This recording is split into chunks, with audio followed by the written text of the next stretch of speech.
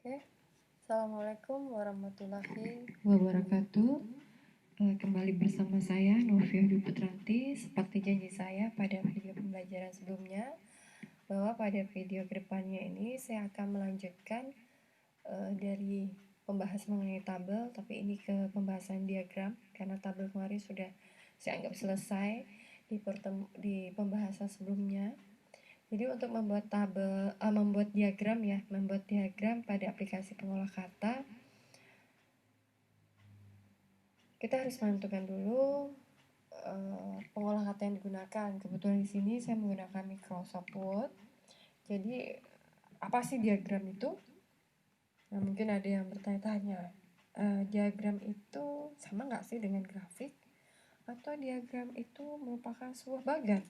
Nah, sebelum masuk ke pembahasan apa itu diagram, jangan lupa klik subscribe atau tanda lonceng yang ada di bagian bawah. Bisa juga klik like and share. Kalau mau komen ya juga silahkan. Oke? Nah, kita akan membahas tentang apa itu diagram. Tapi sebelumnya tujuan dari pembelajaran kali ini adalah supaya peserta didik itu bisa memahami bagaimana mengoperasikan perangkat lunak pengolah kata pada Microsoft Word, membuat dokumen. Di sini dokumennya sudah berisi tentang diagram. Nah, kemudian menyimpannya pada aplikasi Microsoft Word. Nah, apa itu diagram? Diagram itu mungkin ada yang berpikiran, sama nggak diagram itu dengan grafik? Ya, jadi diagram itu merupakan gambar atau grafik yang berisi keterangan yang menjelaskan sebagai sarana, prosedur, atau kegiatan yang biasa dijalankan oleh suatu sistem. Nah, diagram juga bisa diartikan sebagai gambaran atau sketsa buram yang menggunakan garis dan simbol untuk menerangkan atau memperlihatkan sesuatu. Diagram merupakan suatu gambaran data yang telah diolah sedemikian rupa menjadi sebuah grafik, garis, atau tabel. Karena diagram merupakan sebuah sarana, berarti bisa mempermudah user untuk menganalisis data dengan tampilan yang lebih menarik, mudah dipahami, dan biasanya isi diagram itu tidak jauh dari angka-angka atau nominal, skala maupun data-data yang sifatnya adalah data statistik. Nah, kalau di aplikasi Office itu kita mengenal aplikasi pengolah angka itu adalah Excel. Nah, di dalam Word juga ada grafik, jadi ada juga pengolahan menggunakan data-data angka, tapi dia lebih sederhana daripada Excel. Akan tetapi antara Excel dengan Word ini dia saling terintegrasi.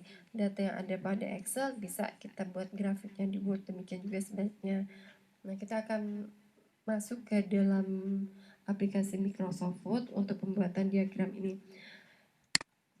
Perlu kalian ketahui ya, bahwa untuk diagram ini juga banyak jenis-jenisnya.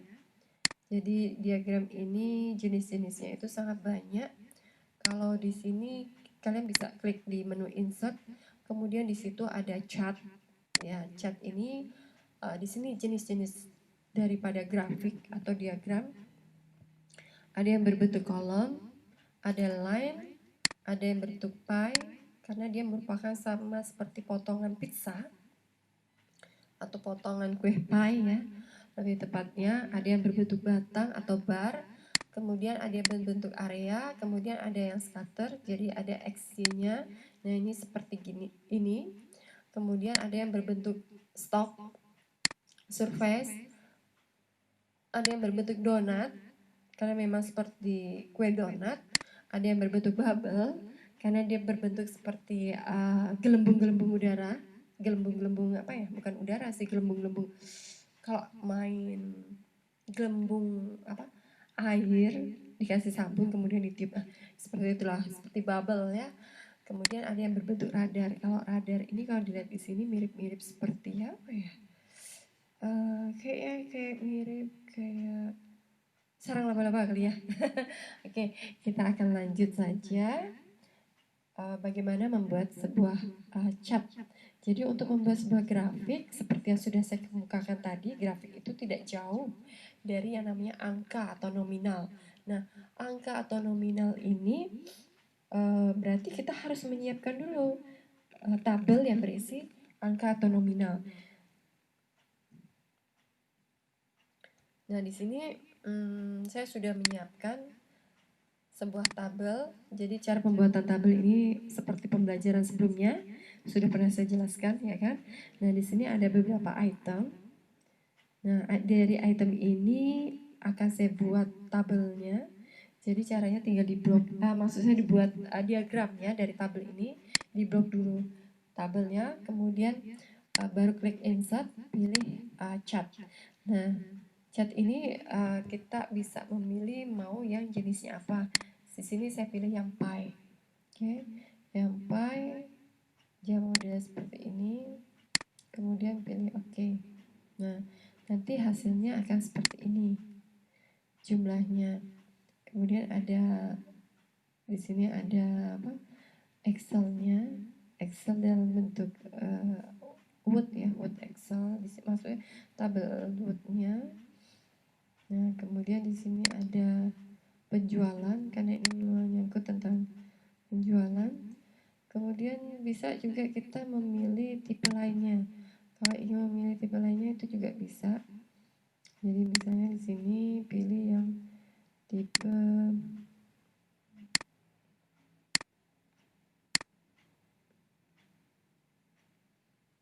kolom bisa, atau line juga bisa.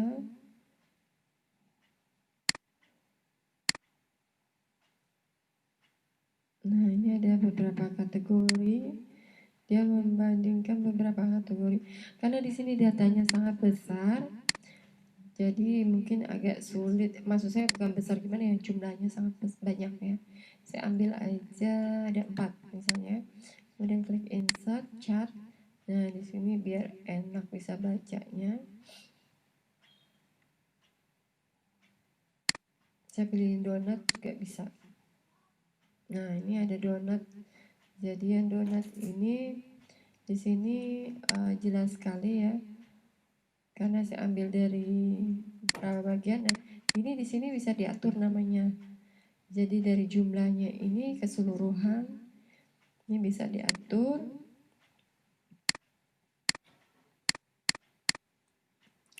Kalau misalnya tidak mau tipe cat seperti ini juga bisa dibagi dengan, maksud saya memilih tipe lainnya. Nah, ini juga bisa. Jadi di sini ada skala penjualan. Ini tinggal ditarik saja.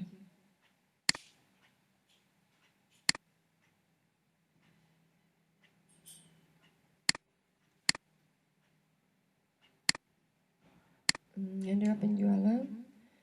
Berapa jumlahnya? Cuman di sini dia kecil ya. Jadi gampang untuk membuat sebuah tabel itu, membuat sebuah grafik itu kita perlu data nominalnya di dalam bentuk tabel.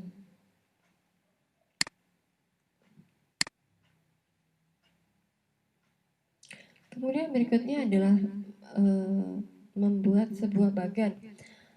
Apa itu bagan? Jadi bagan itu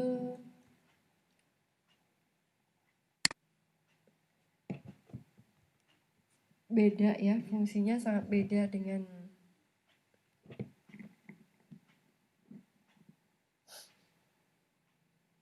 jadi fungsi bagan itu beda dengan grafik. Kalau grafik itu menggambarkan data berupa angka dengan bentuk yang lebih sederhana, namun lebih teliti atau detail. Bisa juga digunakan untuk menjelaskan sebuah perkembangan dan perbandingan suatu objek atau peristiwa yang saling berkaitan secara singkat, padat, dan jelas. Kalau bagan itu fungsinya adalah untuk menggambarkan dan merangkum sebuah ide, data, atau kejadian melalui media grafis. Biasanya digunakan untuk menunjukkan hubungan, perbandingan jumlah, relatif, perkembangan, proses, klasifikasi, dan organisasi. Nah, contohnya seperti organisasi kelas. Nah, di organisasi kelas itu ada bagian atau struktur kelas. Itu dimulai dari ketua kelas, kemudian ada wakilnya, ada bendahara dan sekretaris, ada seksi kebersihan, misalnya kerohanian, seksi upacara, perlengkapan dan sebagainya, ya kan? Kemudian fungsi bagian itu juga bisa memberikan ringkasan butir-butir yang penting dari suatu presentasi. Jadi sesuatu yang ingin ditampilkan. Nah, apa bedanya dengan denah? Denah beda lagi. Kalau denah itu biasanya kalau kalian lihat di halaman belakang dalam sebuah undangan itu ada denah, lokasi. Nah, diadakannya sebuah resepsi. Itu denah.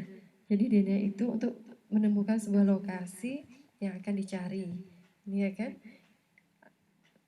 Beda dengan bagian ini lebih ke struktur organisasi biasanya contohnya. Kalau ada jadi caranya kalian insert, kemudian pilih di sini ada smart art. Smart art ini banyak sekali jenisnya.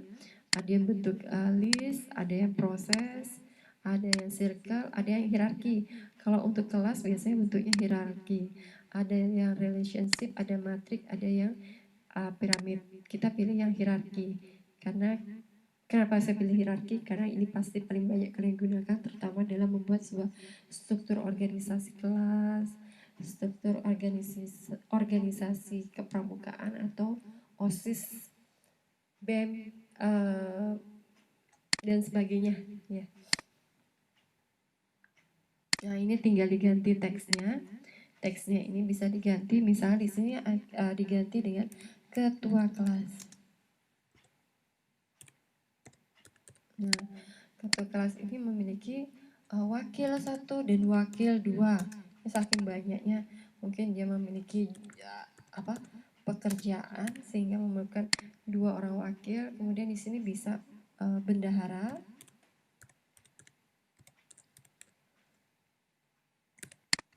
Kemudian di sini bisa sekretaris.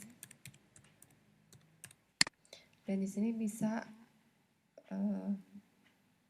bendahara, sekretaris, kemudian ketua seksi, ya, kepala seksi. Nah, nanti di sini ada bagiannya lagi itu bisa. Ini adalah contoh membuat sebuah diagram. Jadi sangat gampang sekali. Nah, oke. Kalau ada pertanyaan bisa kalian tulis di komentar. Kalau ada kritik dan saran juga silahkan tulis. Tapi jangan lupa sekali lagi klik subscribe-nya. Oke, terima kasih atas perhatiannya. Wabillahi taufiq wal hidayah. Wassalamualaikum warahmatullahi wabarakatuh.